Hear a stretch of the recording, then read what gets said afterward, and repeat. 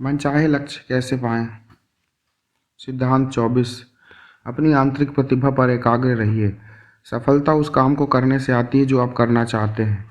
इसके अलावा सफल होने का और कोई तरीका नहीं है। मैल्कम एस फोर्ब्स पत्रिका के संस्थापक।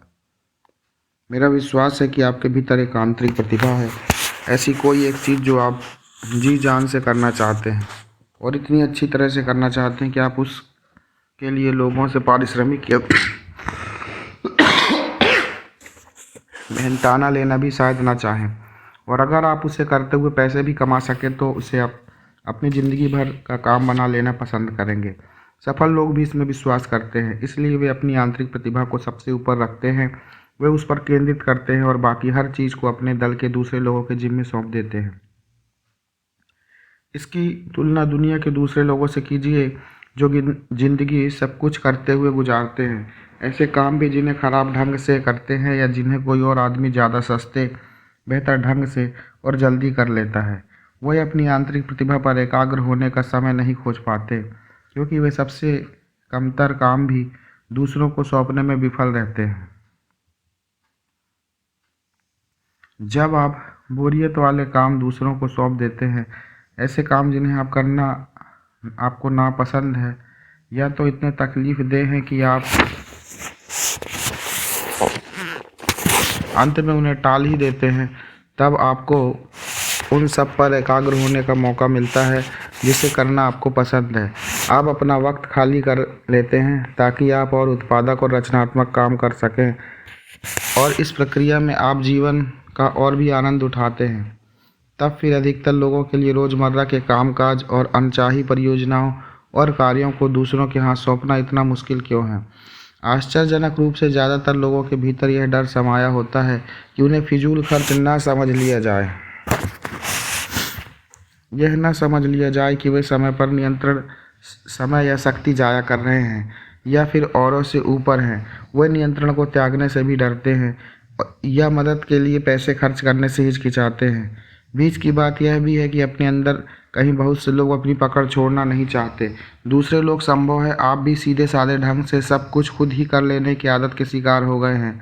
किसी और को यह सब समझाने में बहुत वक्त लगता है। आप कहते हैं, और वैसे भी मैं इसे खुद ज़्यादा जल्दी और बेहतर ढंग से कर लूँगा। लेकिन आप क्या कर सकते हैं? पूरी तरह काम सौंपिए।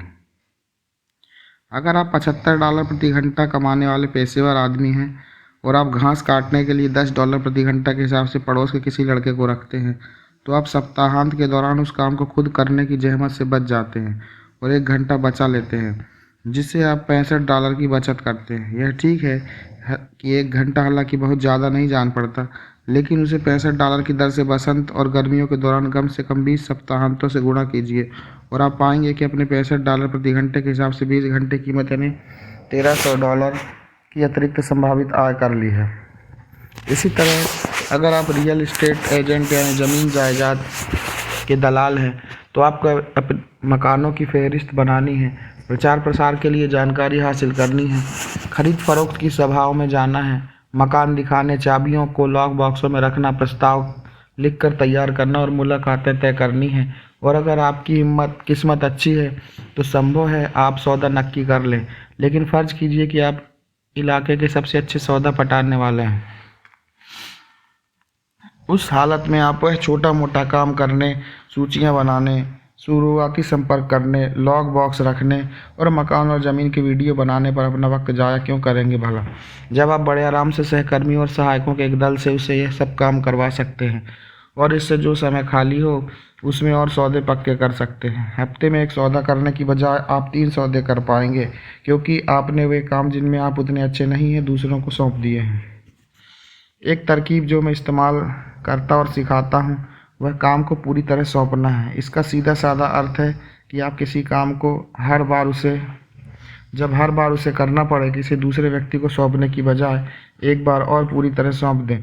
जब मैंने अपनी सेंटा बारबरा वाली जायदाद के लिए एक माली रखा था तो मैंने उससे कहा, जो खर्च मैं तुम्हें दे रहा हूँ उसे इस्तेमाल करते हुए मैं चाहूँगा कि मेरा बगीचा जहाँ तक संभव हो मॉन्टेसिटो के 4 सीजन्स बिल्टमोर की बगिया जैसा लगे। जब मैं 4 सीजन्स में जाता हूँ तो मुझे यह जांचने की ज़रूरत नहीं पड़ती कि पेड़ों की छटाई की ज़रूरत है या नहीं, या फिर स्वचालित फव्वारे काम कर रहे हैं या नहीं, कोई और उसकी देख रेख करता है। खैर, मैं वही सुख सुविधा अपने घर पर चाहता हूँ।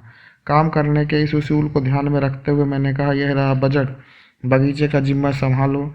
अगर मुझे कभी शिकायत हुई तो मैं तुम्हें बता दूंगा, और अगर दूसरी बार नाखुश हुआ तो मैं किसी और को ढूंढ लूंगा, क्योंकि यह काम करने लायक समझौता लगता है।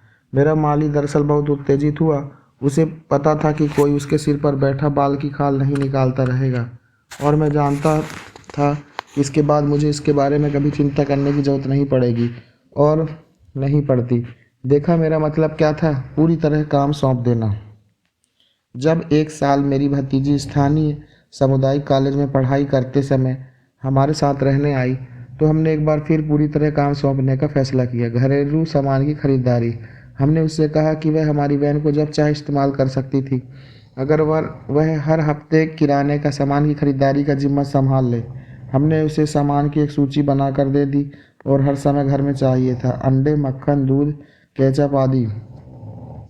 और उसका काम था हर हफ्ते जांचना, और जो भी सामान खत्म होने वाला होता या हो गया होता उसे खरीद लाना। इसके अलावा मेरी पत्नी खाने के लिए पकाए जाने वाले सामान को पहले से तय कर लेती, और मेरी भतीजी को बता देती कि कौन कौन सी चीज़ें चाहिए, जैसे कि मछली, चिकन, गोभी, फूल, एवोकाडो आदि। काम का जिम्मा एक बार फिर सौंप दिया गया था, और उससे उस साल हमारे सैकड़ों घंटे बच गए, जो लिखने, कसरत करने, परिवार के साथ गुजारने और मनोरंजन में लगाए जा सकते थे। जो काम करना आपको पसंद है उसे करते हुए चालबाज बनिए। जिंदगी में लोग हमेशा सबसे बड़ी गलती यह करते हैं कि वे उस काम से आजीविका नहीं कमाते जो उन्हें सबसे ज़्यादा पसंद है। माहिर कोच डैन सॉलिवन ने एक बार कहा था कि सारे उद्योगपति दरअसल चालबाज हैं। जो काम उन्हें करना पसंद होता है उसमें बेहतर बनने का अभ्यास करने की कीमत वे दूसरों को चुकाने देते हैं। इसके बारे में सोचिए। टाइगर वुड्स को गोल्फ खेलना पसंद है। लोग उसे गोल्फ खेलने के लिए भारी भरकम रकम अदा करते हैं। हर बार जब वह खेलता है तो वह बेहतर खेलने के बारे में और अधिक सीखता है। उसका अभ्यास भी होता है, चलता है, दूसरे गोल्फ खिलाड़ियों की संगत भी होती रहती है, और पूरा समय उसे इसके पैसे भी मिलते रहते हैं। एंटनी रॉबिन्स वक्ता और प्रशिक्षक है। उसे बोलना और प्रशिक्षण देना पसंद है। उसने अपनी ज़िंदगी इस तरह व्यवस्थित की है कि लोग उसे ज़्यादातर उस काम को करने की अच्छी खासी रकमें देते हैं जो उसे पसंद है। या फिर शिकागो कब्स के जाने माने बेसबॉल खिलाड़ी सैमी सोसा को लीजिए। उसने एक होम रन लगाने में, यानी गेंद को हिट लगाकर इतनी दूर पहुंचाने में, जिस बीच सैम को पूरा चक्कर लगाए महज 1 सेकंड लगता है, यानी जितना समय बल्ले और गेंद के स्पर्श में लगता है, वह हर साल बल्लेबाजी करते हुए 70 सेकंडों के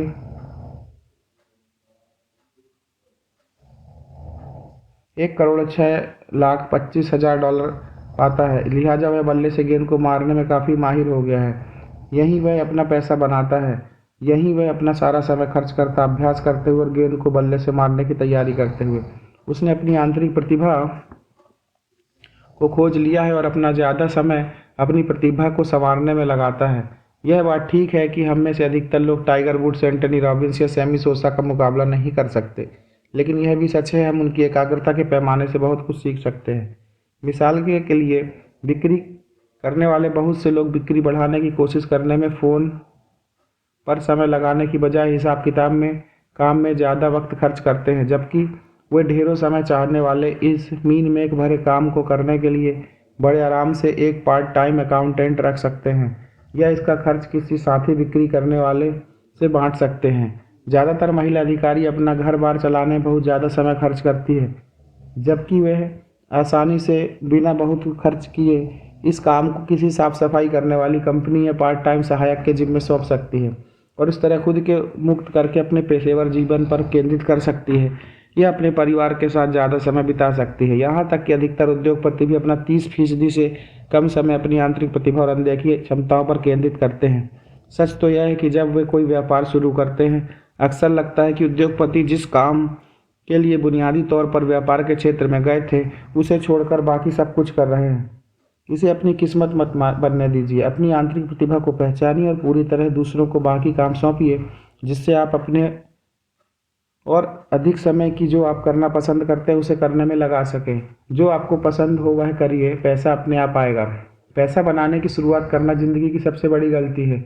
वही करिए जिसके बारे में आप महसूस करते हैं कि आप करने में आंतरिक प्रेरणा है, जिससे करने में आपकी आंतरिक प्रेरणा है, और अगर आप उसे ठीक ठाक है तो पैसा जरूर आएगा। ग्रीन गॉर्सन 1943 में सर्वश्रेष्ठ अभिनेत्री के लिए एकेडमी अवार्ड विजेता डायना वॉन वेल्थवर्थ ने हमेशा अपने दिल की सुनते हुए अपनी आंतरिक प्रतिभा पर ध्यान केंद्रित किया और नतीजे के तौर पर आश्चर्यजनक रूप से सफल हुई। हमेशा से उनका सबसे बड़ा सुख रहा है कुछ पकाना और लोगों को मेज के गिर्द इकट्ठा करके खाने पर गहराई से आपसी साझेदारी करना। वह हमेशा एक गहरे संपर्क की तलाश में रही हैं, जिसे वह मेज पर उत्सव की सी भावना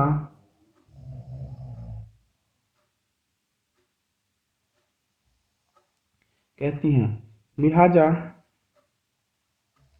उसे अपना पेशेवर जीवन किताबें लिखने से शुरू किया कि कैसे पार्टी दी जाए और सब कुछ समय से पहले कर लिया जाए, ताकि आप वास्तव में हाजिर रह सकें और जिन लोगों को आपने आमंत्रित किया है उसे और अधिक गहराई से संपर्क बना सकें। फिर मई 1985 में मानवीय संभावना आधारित मानवीय संभावना आंदोलन के नेताओं के एक समूह ने के साथ सोवियत संघ के दौरे पर गईं। वहां उन्होंने गौर किया कि अधिकतर वे सब एकाकी लोग थे, इसके बावजूद कि वे अपनी किताबों और दुनिया में अपने असर के लिए काफ़ी जाने माने लोग थे। वो एक दूसरे को नहीं जानते थे। जब वह लौटी तो उन्हें आभास हुआ कि उनके जीवन का उद्देश्य हमेशा से खाने से ज़्यादा मेलजोल और संपर्क रहा है। खाने को तो उनके उत्प्रेरक की तरह इस्तेमाल किया था। इस अभ्यास ने उन्हें इनसाइड एज स्थापित करने के लिए प्रेरित किया, एक संगठन जो बेवर्ली हिल्स, ऑरेंज काउंटी और सैन डिएगो, कैलिफोर्निया के साप्ताहिक नाश्ते की बैठकें आयोजित करता है, जहां राष्ट्रीय ख्याति के दृष्टि संपन्न लोग मानवीय संभावनाओं, आध्यात्मिकता, चेतना और विश्व शांति जैसे विषयों पर अपनी जानकारी और ज्ञान को बांटने के लिए इकट्ठा होते हैं। बोलने वालों में मार्क विक्टर हैंसन और मैं, प्रेरणा गुरु एंटनी रॉबिन्स, प्रबंधन सलाहकार ग्लेन बांकर्ड, अभिनेता डेनिस वीवर, परामर्शदाता रेवरेंड लियो बूथ और लेखक सूजन जेफर्स और डैन मिलमैन जैसे लोग शामिल होते हैं। किसी प्रेरणा